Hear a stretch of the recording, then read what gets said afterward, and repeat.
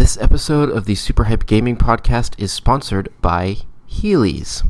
Freedom is a wheel in the heel of your... I can't fucking do this. Can't fucking read this shit. Hello, everybody. My name is Michael Flanagan, and this is episode 2 of the SuperHypeGaming podcast. It's going to be a short one. I am once again joined by myself and nobody else.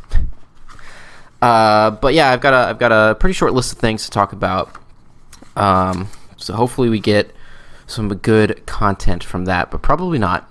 It's probably going to be really shit. So I apologize again to the 4 people that listen to this. We're up from last week. We're up to 4. I think we're going to peak at like 6. I think 6 is the peak amount of listeners to the Super Hype Gaming podcast, but right now we're just at 4, so we got some work to do. Okay, so what the hell have I been doing this week? So listen, on my Twitch channel, I had been planning on getting the Platinum Trophy in Control. I had been working on that, and I was very, very close. But unfortunately, that's going to be put on hiatus for a while because I got a game-breaking glitch or a game-breaking bug where... So there's a side quest that I have to do. It's a required side quest to get the platinum. And you have to collect these samples. And you find them on the map. There's like a little item. You walk up to it and there's a prompt and you collect it. And the problem is the items are there on the map. However, the prompt does not show up. The prompt just fucks off and does not show up. So I can't collect the item. And people online were actually talking about it. Talking about how they were having the same issue. So yeah, there's no fix. I saw one guy said that he reinstalled the entire game, and that still didn't help. So the only way to kind of work around it is to try to reset it by reloading your save when you complete the final mission, the final like story mission. But that would like erase all of the side missions and stuff that I've done since beating the main game, and I'd have to do that all over again, and I'm just not into doing that.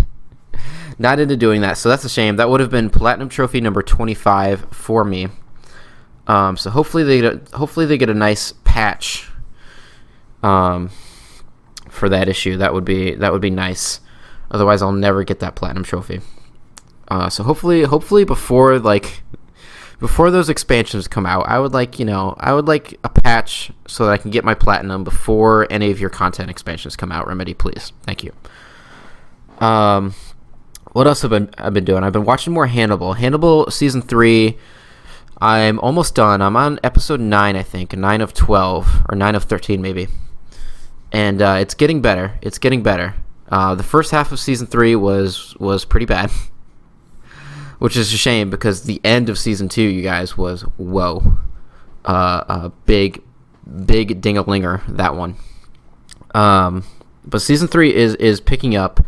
There's a anime time skip, which always spices things up real nice. So yeah, I'm gonna finish that off. Hopefully, before the next podcast, probably. And yeah, that'll be interesting. Still one of the like better shows that I have watched. Everyone on that show, all the actors and stuff, and the writing is so clever, especially in the first 2 seasons. And it's crazy that show kind of just went under the radar for a little bit. But it's really, really good. It gets really, really fucked up too. There's some fucked up shit in that TV show. And I also played. Here's another big thing that I did, you guys. On my Twitch channel, I played for the first time Metal Gear Solid for the very first time, and buddy, this was a good one. Obviously, I haven't been blind to Metal Gear Solid, so there's some stuff that I knew about. There's a kind of a casual knowledge about games, even if you don't play them, especially older games. But man, I played this game. It took me 3 sessions. Each about 5 hours. I played for about 15 hours, and yeah, this game just blew my mind. I mean, I had a PS1 as a child. Michael Jr. definitely had a little PS1, and I played some of the classic stuff like Crash and Spyro and Ape Escape. Ape Escape was one of my favorite PS1 games. I love that game. Medieval, and I never got to play Metal Gear Solid, on the PS1 as a child, and so playing it now in 2019 as a 24-year-old, it's like this game still blew my mind. This game was still like mind-blowing and revolutionary, and still looks really good too, because there's a lot of PS1 games that just look bad, and this game, I think it goes for a certain style with the character models. The character models all look really, really good, in my opinion, even though they're that like low poly, kind of no facial animations or of any kind. It's just, every time there's a cutscene, it's just the fucking character models are just like wagging around and shit. But I think the game has a look to it that is somewhat timeless, and it holds up really well. The gameplay holds up pretty well. A lot of games from this era, when you go back and play them, are just completely bullshit and frustrating. And luckily, I had some good people in chat that kind of helped me through some of the more difficult parts and gave me some really good tips. And those people, if you're listening, I truly appreciate you guys that tuned in, because all those people that gave me like really good tips really just made that experience of playing through Metal Gear Solid for the first time just the best experience that it could be. So yeah, I need to stop saying That's a podcast thing, right? Don't say Stop saying Michael. All right, I'm gonna take a drink, so there's gonna be a long awkward pause here, guys. Hold on. Got a nice in there. Sipping on some Red Bull. Didn't get a lot of sleep last night. But that's how it goes. I feel like I'm doing too much sometimes. Sometimes I feel like I always feel like I'm in this constant flux of I'm doing too much, and then I drop something that I'm doing, and I gain some free time, and I immediately fill that with something else. So I always feel like I'm in a state of doing too much. But yeah, Metal Gear Solid, like such a surprising game too. Like when we finished the boss fight, spoilers for this 20-year-old game, to the 3 people again that are listening to this podcast. When I finished the game, or when I got close to the end, and we were fighting Liquid Snake on the top of Metal Gear Rex, shirtless. I was expecting credits. I was expecting like, okay, we're gonna escape Shadow Moses, and like we're gonna get a nice final cutscene, and then credits. But no, there's this whole like fucking dope ass escape sequence. You're in the Jeep, and like you're escaping through the tunnels, and Liquid comes after you, and it looks really nice, and you can go in first person. So yeah, like just not even as a game. I mean, as a game, it's still impressive, but as a PS1 game, and the dialogue too. That's the other thing, is the dialogue is so good and so like just so funny and so interesting. And so, like, in depth, everything has, like, 3 layers to it. Everything that you think you know about the game and about the story, there's always a secret underlayer to it. So that's really, really good. I'm really glad that I kind of finally got to play that game. And I do plan on playing through the rest of it. I did buy the collection. So I do plan on playing Metal Gear Solid 2 next. Probably going to be sometime in November, because there's only 1 week left of September here, and next week starts SuperHypeGaming, where I'm going to be streaming all spooky games, all the spooky games you could ever imagine, for the entire month. So I think after that, after October ends, barring nothing like huge or mind blowing that comes out, I think Metal Gear Solid 2 will be the next game after all that I play, and I'm really excited for it. The tease at the end of Metal Gear Solid 1 was just like, ooh, yes, give me more of that. Okay, so I guess it's time to move into, I would like a pen. Do I have a pen over here? No. No pen. Of course. Always prepared. I guess we can move into the podcast proper now and start with our first news story, which is E3. E3 is changing things up. E3 2020 is going to be changing some things up,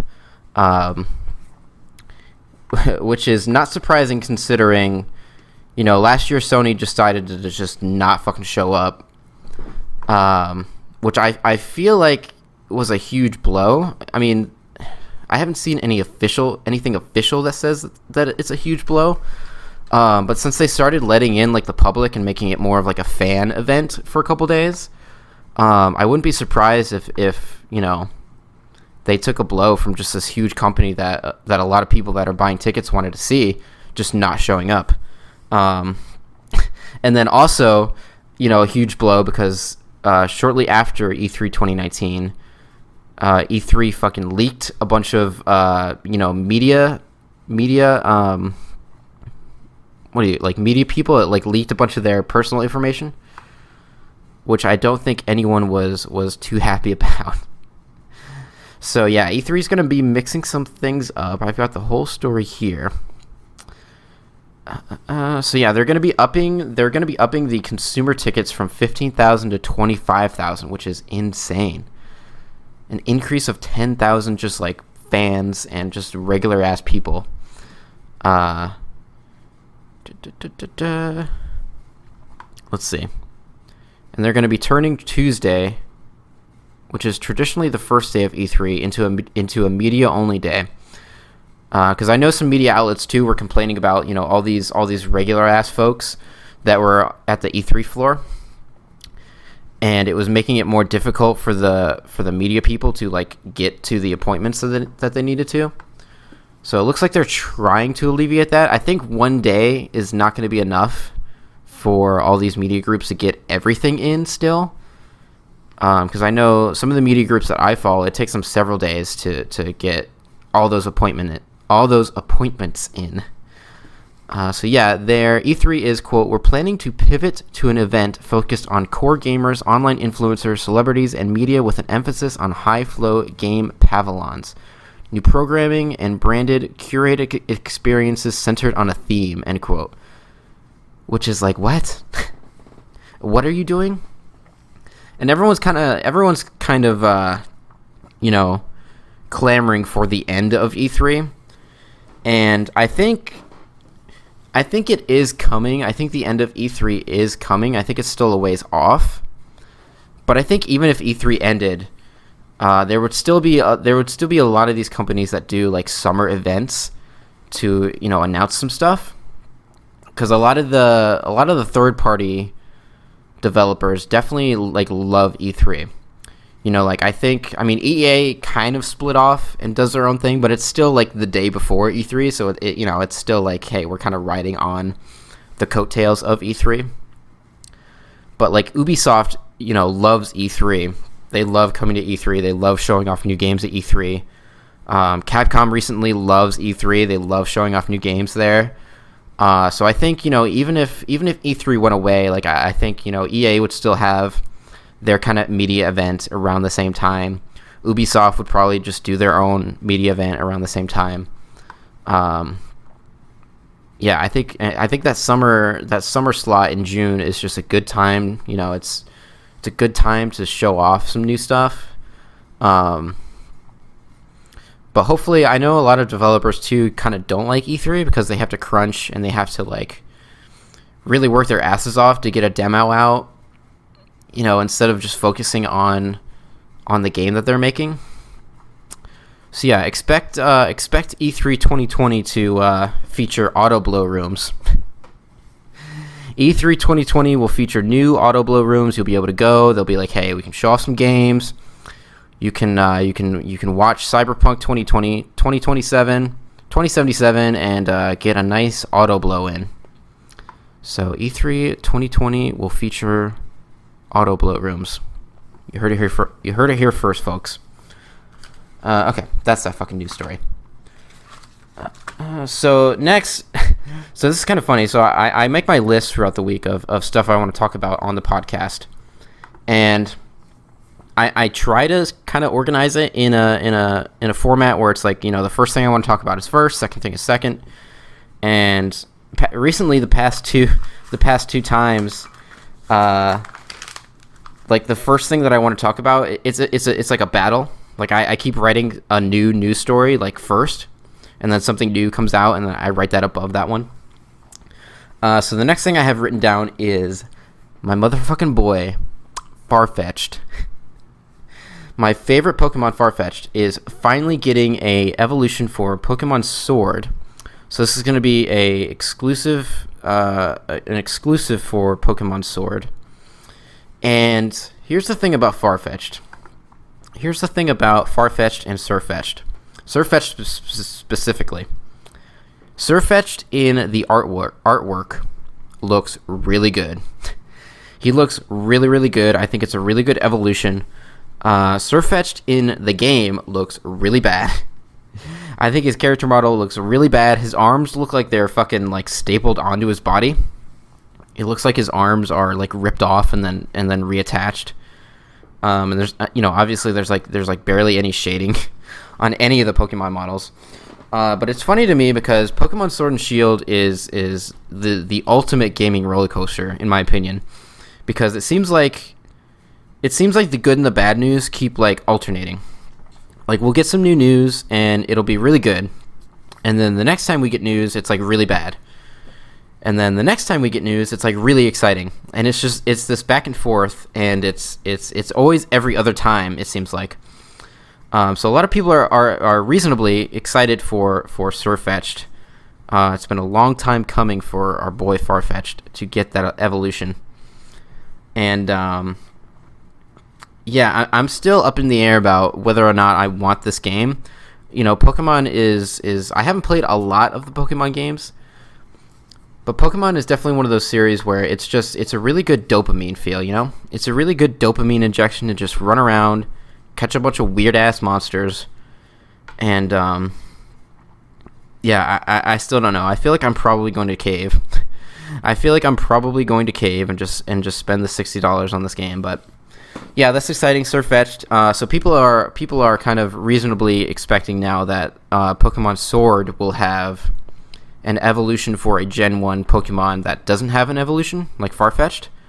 And there's a list. I don't have the exact list on me right now, but there's like 6 Pokemon that from Gen 1 that don't have an evolution. So I think that's reasonable to expect that Pokemon Sword or Pokemon Shield will have an equal offering there. So that's that. Next thing that I have is Sony has officially come out and announced that they do own the rights to Sunset Overdrive.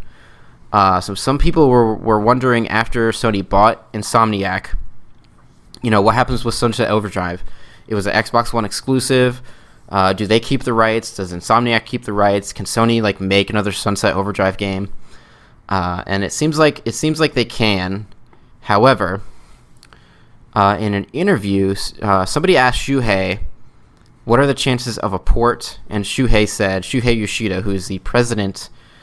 What the hell is he? He's the president of. He's a worldwide president of all the first-party Sony developers and stuff.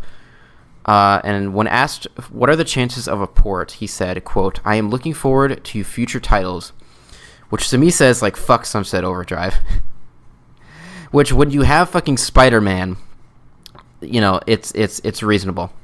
I do not think that Sunset Overdrive 2 is going to be a thing. I think Insomniac is going to, there's like a list. There's a list of games that Insomniac would be working on. And at the top is obviously Spider-Man.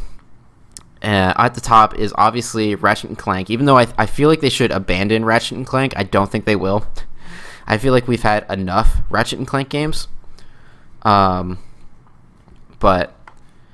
I think even a new IP is more likely than Sunset Overdrive 2 on the PlayStation. I think, Sony probably feels like the Sunset Overdrive is associated with Xbox. It wasn't even like that huge of a game. I think it got like mostly 8s. So it's like, okay, it's an okay game. So I definitely feel like, you know, out of all the projects that Insomniac could be working on, I think even a brand new IP is more likely than Sunset Overdrive 2. So that's really all there is to say about that. Sorry to all the Sunset Overdrive fans out there. There's probably like, let's see. There's probably an equal amount of Sunset Overdrive fans as there are SuperHypeGaming fans, to be honest with you. So don't expect a sequel. All right, I'm going to take a drink of water. So excuse the pause. Okay, next up we got some more sad news. Because I think this snuck in. I think this was snuck in to the end of Tokyo Game Show, actually. But and I think they announced this earlier, but they're kind of showing it off for the first time. So Castlevania, the next Castlevania game has been announced. How hyped are you guys? Fucking Castlevania, hype ass series. Great video game series. Some of my favorite video games of all time. And they've got a new game. It's called Castlevania Grimoire of Souls, and it is coming to iOS. It is coming to iPhones and likely Androids. It's a fucking mobile game, and they put out some footage, and it doesn't look too bad. It's got kind of the 3D art style, and I saw some people kind of shitting on the way that it looks. I think this game actually looks better than Bloodstained, especially the character portraits during like dialogue and stuff, because they're actually using like art instead of those grody, you know, 3D models that Bloodstained used. But yeah, it's 3D. It seems like it's got some multiplayer aspect to it. Seems like 4v4 boss rush. It's got a bunch of characters that you know from Castlevania. Like the main kind of key art here has it's got Maria from Rondo of Blood and Symphony of the Night. It's got Alucard. We got Simon. We got the girl from Order of Ecclesia, who I don't remember her name. We got the guy from Aria of Sorrow, and it literally looks like they just took the art from that game and mashed it into one piece. But hey, that's fine. But yeah, the game doesn't, like, visually doesn't look too bad. I mean, I don't think it looks any worse than Bloodstained did. But you know, I think Bloodstained looks pretty gross. So that's not really saying much. But yeah, I mean, it could be good, right? I mean, it could be good. I don't think it will be. I think this will come out and be quickly forgotten about. I don't see this being a big hit. Maybe if it comes to Switch or if it comes to like PS4 or something, you know, people can play it. But I don't think anyone's excited. I don't think anyone is excited to play a Castlevania game on their phones. You know, all the people that want to play Castlevania, this is not where they want to play it. And so this game will probably just come out and just exist. It'll just be a thing that exists. So yeah, that's all. I really don't want to talk about that anymore. All right, next we got some big fucking news. So last week, you know, Naughty Dog kind of announced that on September 24th, they're going to be holding a media event for The Last of Us Part 2. And earlier this week, Sony announced I believe their third State of Play. So the State of Play for Sony is basically like a Nintendo Direct. And even the last one, like, it had the same, like, the last State of Play had like the same exact like rhythm and timing of a Nintendo Direct. Just the way that it like moves from one game to the next. So yeah, this is exciting. September 24th, which is a Thursday at 1 p.m.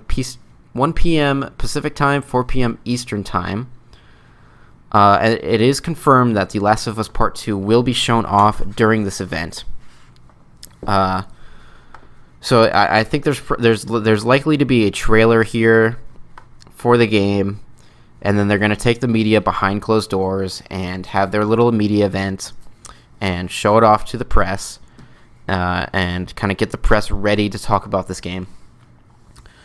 But yeah, like previous State of Plays have been pretty okay. I think the biggest thing that was in a State of Play was a new Final Fantasy VII trailer. Let's see. State of play. I don't know if it's gonna really bring up like anything else. They show off a lot of VR games here too.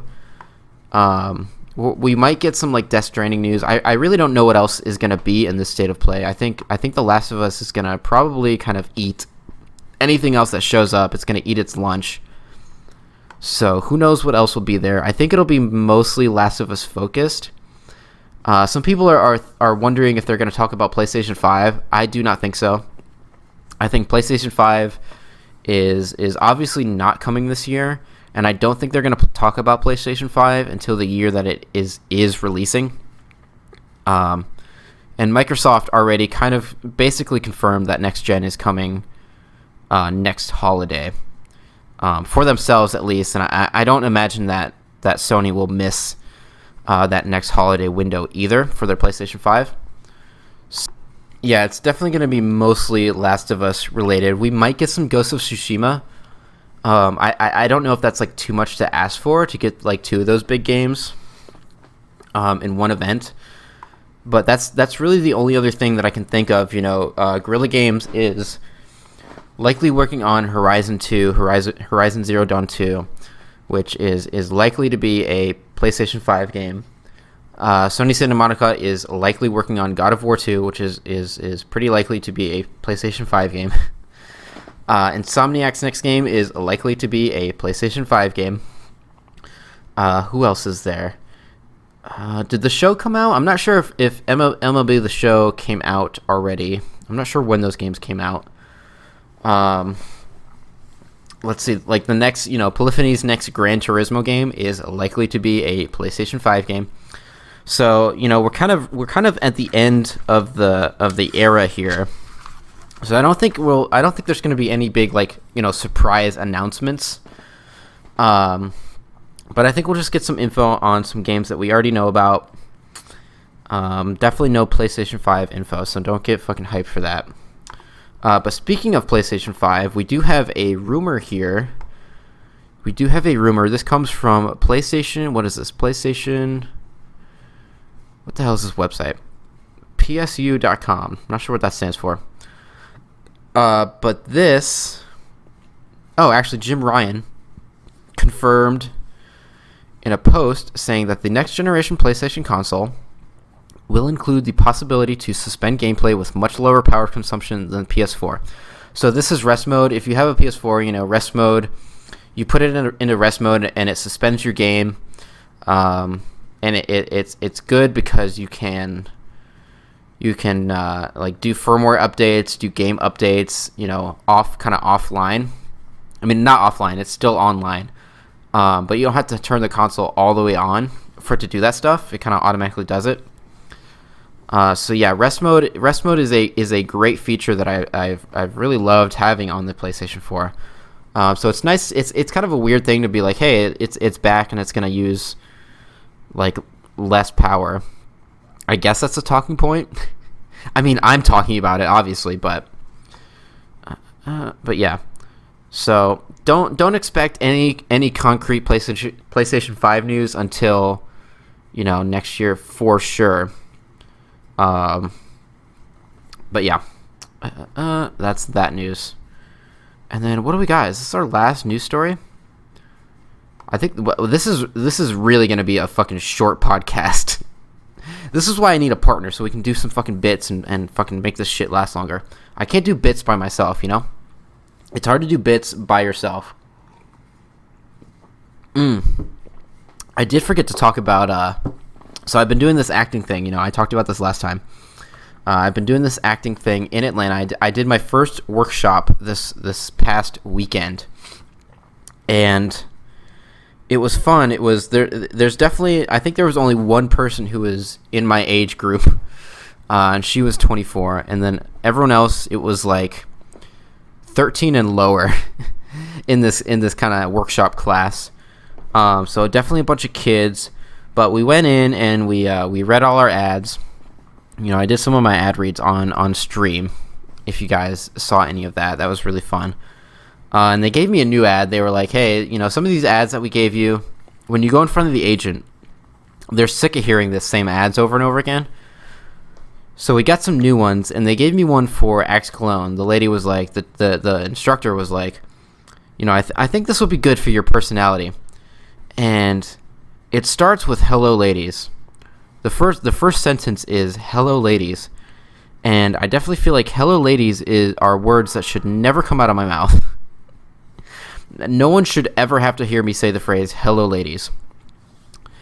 And I was like, "Really? I got to work with this?" And she's like, "Yeah, I think it'll be good for your personality." I'm like, "Okay, I'll make it work." It's either that or the fucking PayPal ad, and I'm definitely not going to read an ad about PayPal. Like, Jesus Christ, that's got to be the most boring ad ever. But yeah, we did that. We did some improv stuff, which is really fun. I truly love improv. And it was funny because it was me and the other girl started there. So there's a game called Freeze. It's an improv game where, you know, 2 or more actors will start, and they start a scene. They just make it up, you know, out of the blue. And midway through the scene, you know, at a random point, somebody in the crowd will shout "freeze," and the 2 actors who are performing the scene have to freeze wherever they are in whatever, you know, body position that they're in. And the person who yells "freeze" comes up, chooses one of the actors, taps him on the shoulder. That actor leaves, and the new actor takes their place and assumes the same body position that they were in. And so they take the same body position and they start a totally new scene, based on that body position. So it was me and the girl that was my age. We started a scene where she was the president and I was her kind of Secret Service member, and we were out and she was walking her dog. We had this whole scene, and then let's see, she kind of had her hand out as if she was holding an invisible leash, and somebody said "freeze." Another girl came up, took her spot, and actually the director yelled "freeze" because nobody knew how to participate yet. Nobody had played this game except for me and the other girl. But so the director yelled "freeze" and picked someone to come up, and this girl took her place, and she didn't know how to start the scene. But she's kind of standing there. Her arm is held out, and so in my mind I was like, oh, it kind of looks like she's holding a cane. So I started a scene where she was my grandma, and I was kind of furious because it had taken 30 minutes to cross the parking lot to get to the grocery store. And the girl, after I started, she picked it up really, really well. She went with the character that I gave her. So that's really fun. That's a lot of what improv is like. You learn in improv you learn how to give people what they want, and you know how to get what you want from people. So it's a really cool, like, human experience thing to do improv. It's something that I really miss. But yeah, I did that. That's kind of what I'm talking about, where it's like I'm doing this. It's now every other Saturday for the next 2 months. I'm going to be going to these workshops, and then I believe it's November 23rd. There will be a showcase with the agents, and they'll all fight to the death over who gets to sign me. So yeah, that's the thing that I'm now spending my weekends doing, on top of working full time, on top of streaming a lot. But yeah, I guess we can do, now that we kind of rambled. We spent some time rambling for a bit. That was our filler arc for this podcast, was me talking about that fucking acting shit. So yeah, now we can move into our final news story, which is not a big one, but WB Games Montreal is dropping more hints that they're working on another Batman game. So WB Montreal was created. The only game that they've put out is Batman Arkham Origins, and that was the last game they put out in 2013. So they haven't put out another game since. And it's rumored now that they're working on another Batman game that's going to use the kind of Court of Owls kind of thing. Yeah, and they're teasing it. Yeah, it seems like they're teasing it for the PlayStation State of Play. That's what this article is suggesting, which makes sense. I think Batman's what is it? His fucking 80th birthday or some shit. What is it? Batman's birthday. Let's look this up. It might be way less than 80. Okay, yeah, it's 80. So yeah, Batman turned 80 this year. So they're kind of suggesting that, in honor of that, we're going to have a tease or a new trailer for a new Batman game. All this does is kind of make me wonder still what Rocksteady is working on. So Rocksteady Games, is the developer of the mainline Arkham games. They did Arkham Asylum, they did Arkham City, and Arkham Knight. And they haven't put out a game since Arkham Knight, which was in 2015. And they haven't even, announced or teased what they're working on. Rumors keep coming out. There were rumors that they were working on a Superman game. Those were kind of shot down. So yeah, it's been a while, and we still have no news at all, no little inkling of anything about what they're working on. And every E3 just comes and goes, and they still don't show up. But yeah, that is my last news story, and we're at 36 minutes. Holy shit, this is a short one.